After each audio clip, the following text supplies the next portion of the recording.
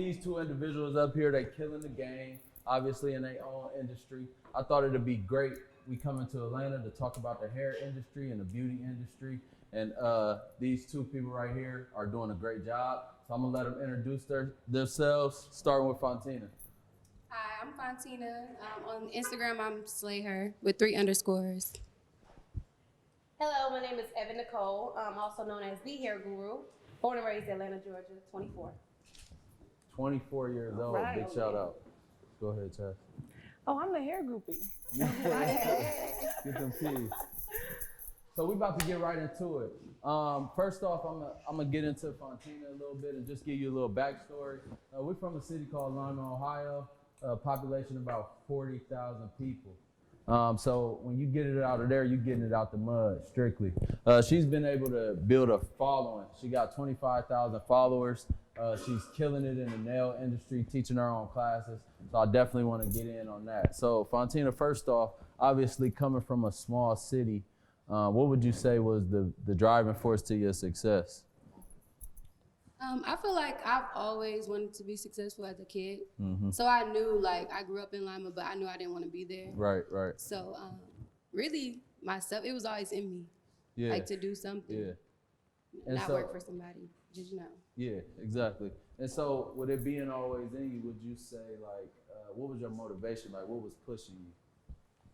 Wanting to do better for my family because my mom, she didn't go to college. My dad, he went to college later on to be a minister, but, growing up, he didn't. So I just wanted to do better for my family. Yeah, definitely. Can you touch on how you handle business and being a nail tech? Because a lot of people put motherhood in the way and say, oh, I can't do this because I have kids. I have 3 kids, so I already know how it works. But can you just kind of let people know how you can handle all aspects of those areas?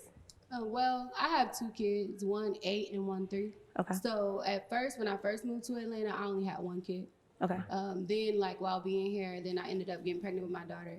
And then I went back to Ohio for a year while I was pregnant. I had her in Ohio. And then I came right back. But honestly, it's really hard. It was. Now, since they're a little older, it's kind of easier to balance it since my son goes to school and stuff like that. Mm-hmm. But, well, they're virtual right now. But, Right. Once he got in school, that made it a little easier because then I had 1 kid to worry about during those hours. But it was really, really hard.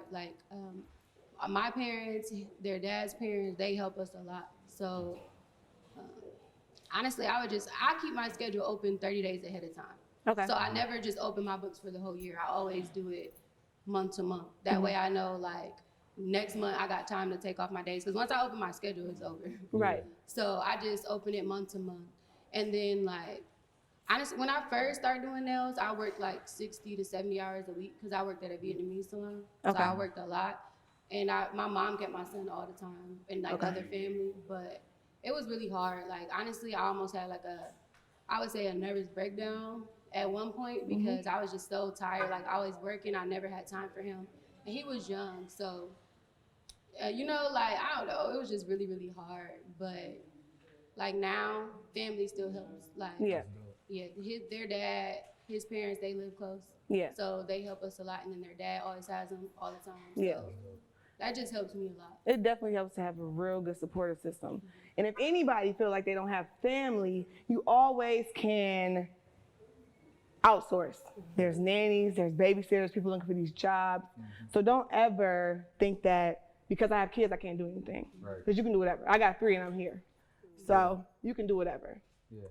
So That's dope. That's real good. Obviously, big shout out to anybody with a support system, having parents, grandparents. A lot of grandparents step up because people are having kids at a younger age. So you're seeing grandparents at a younger age as well. So a lot of grandparents and great-grandparents even are stepping up. So I think it's important that, the thing that I'm seeing is working together as a family for that common goal. Spelling out the common goal is for her to be successful. Exactly. And that's able to happen because she got people lending a hand. Yeah, And me and their dad, we're like a team. That's what's up. No matter if we're mad at each other or not, we're a team. We know, I gotta go to work, you gotta watch them kids, or, figure it out. He gotta do it, he gotta figure it out. So That's dope. that's a good thing. That's dope. So, Evan, this young lady, 24 years old, Instagram following of 140,000 and growing. It's just amazing to just see her story and watch it. And I just got introduced to her, so everything that I'm learning is what I'm seeing as is. So I definitely want to kind of talk about starting off. You know what I mean? Like, what would you say was the thing that you said, you know, I want to separate myself. I want to be this versus this. I mean, we in hair capital. Absolutely. There's a million people doing hair around here. Yep. What was the separating factor? Well, I grew up in a salon. My mom has had a salon for 27 years. She's the OG, pretty much. She's judged all the Bronner Brothers hair shows.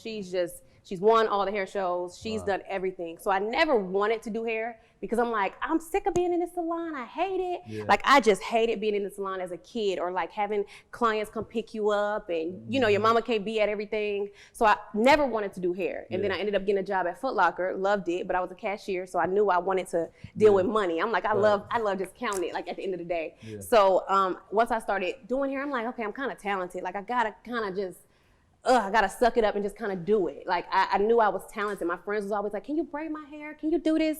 And it's like a part of me just started like really giving into it. I'm like, okay, now I'm making money with it. Yeah. So it's like I started really building on that. I'm like, no, let me. Everybody kept looking at me like, you're gonna be just like your mom? You're gonna be, no, let's find another route. Mm-hmm. So I started doing more natural hair, more installs. Like, she does mainly like short hair. So I try to figure out a way to make myself way different than her, but then like to really like kill it. Like, I'm young. You know, people love young people. So if you're young, it's like that's the perfect thing to do because everyone loves young energy. Right. So I was young doing 40-year-old hair, 50-year-old hair, doing everybody hair. When I went to college, I was doing my dean hair. Like, I just was I was not playing. And I was sure I passed. Okay. Period. I was just a hustler. I just always wanted to have my own money. Like, when I would work at my 9 to 5, I would take that check and put that into my hair business. I was always like investing, like, and I'm a real good saver. So like, I was just always like, I gotta move out. I gotta do this. I was always ready for the next big thing. So it was like, ain't nothing stagnant. Let's figure it out. Yeah. So I was just grinding. That's good. Definitely. I've met Evan when she was 18. Yeah. A baby, I feel like. Mm-hmm. And literally, you know, you come from a background where your mom is like the OG. Yeah. I spoke at her thing. You know, I was like, ooh. But it's some kids out here that's like, you know, social media kind of puts on this thing like where entrepreneurship is like the thing now. Right. And everybody's starting young. I have a niece that's doing makeup that's 18 years old, about to be 18, and she's like bomb. Mm-hmm. You know what I'm saying? So like these kids that are coming up in high school, they don't even know that they're talented like that. You know, I watch my daughter, she's 7, doing makeup. Like, I'm like, okay, you can keep doing it because you might be good at it. Yep.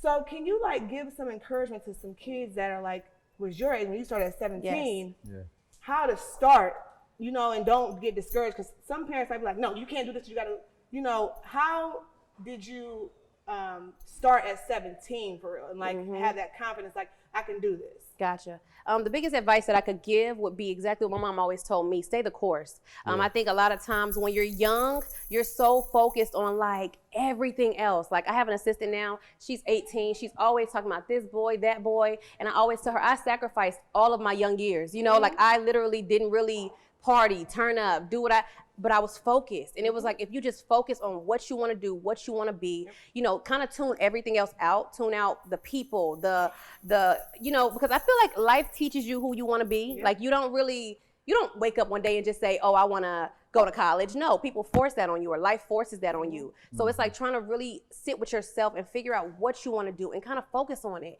Try to figure out the what and not the how. Right. I think a lot of times people focus on, well, how I'm gonna do this and how I'm gonna do that, and I can't, my circumstances can't do this. No, if you focus on what it is you want to do, provision is gonna come. If you have the vision, the provision just kind of comes around, you know?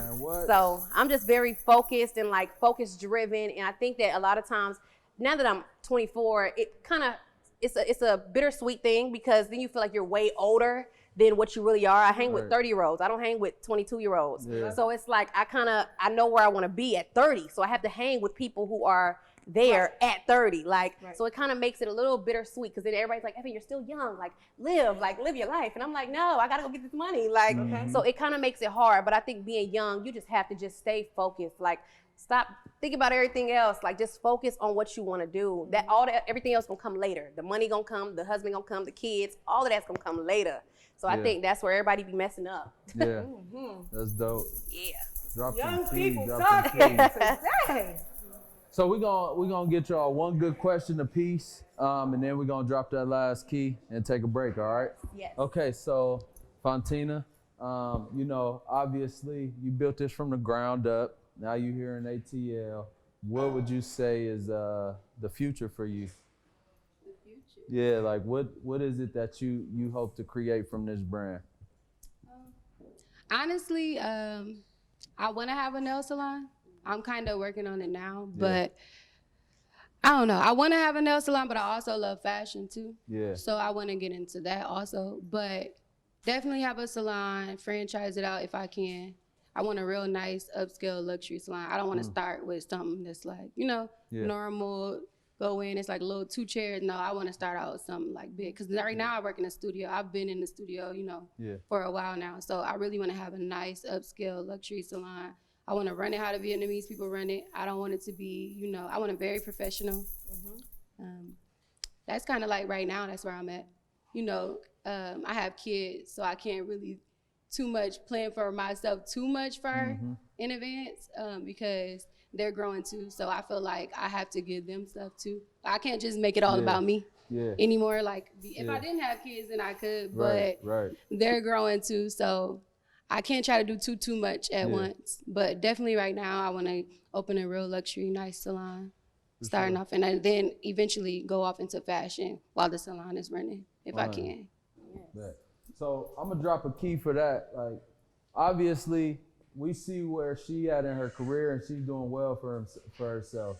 But then there's always a extra level you can take it, and that level, taking it to that level, is all information. And so what it sounds like is the information she needs is, number one, somebody that can help her and mentor her in setting up a franchising opportunity, because that's key. Exactly. You understand what I'm saying? That's how she take her wealth to the next level.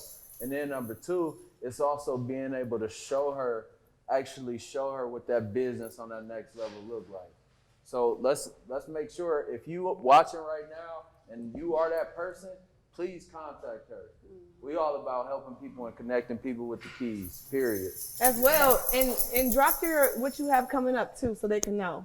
Oh, this December 6th in Atlanta, I'm going to be having a nail class. And it's so crazy because I haven't been doing nail classes lately. But recently I had a dream, and it was so crazy because I'm not the type of person to have dreams and be like, oh, I dreamed this and it happened. Right. Like I had a dream and it was like I should do a nail class and it should be for $375. I don't know why that number, but I just listened. So now I'm gonna have a nail class on December 6th. If you register, it'll be on my website tomorrow. If you register, the location will be sent out like a week before. I'll email it to everybody. But yeah, it's $375. The deposit is only $50, so that's a very small investment. It's very small. I'm just going. Website? Slayher.as.me. But it'll be like on my Instagram too. So if you go to Slayher 3_, you can click the link in my bio and then it'll be on there. Perfect. Yes. All right, Evan. If you can drop one factual key about wealth to them, what would it be? One factual key. Stop trying to keep up. Stop trying to keep up. My mom always told me, you are so cute without all that. Like, it's okay to, like, you know, treat yourself to nice things, but I'm a huge saver. Like, when I tell you huge, I have a manifestation journal that I dropped last year. I got it. Yeah, you got it. No, yes. I got the planner. The planner, my journal. Yeah. It's nice, y'all. Yeah. It's real nice, y'all. I dropped my journal, and inside my journal, I have a lot of my saving tips, my saving tricks. A lot of people always ask me, like, how do you be saving your money? And I'm like, girl, I don't play. Like, I don't play. It is. It's in the book. Yeah. Tell you. So I pretty much help a lot of people save their money, like, just to stop focusing on all the other stuff. Like, stop trying to keep up. Get off Instagram. I delete Instagram once a month, like, to, you know, kind of just leave it alone. Because you be focused on what everybody else got, and what they got don't even be all that. So honestly, if you're trying to have some money in your pocket, stop trying to keep up with everybody else.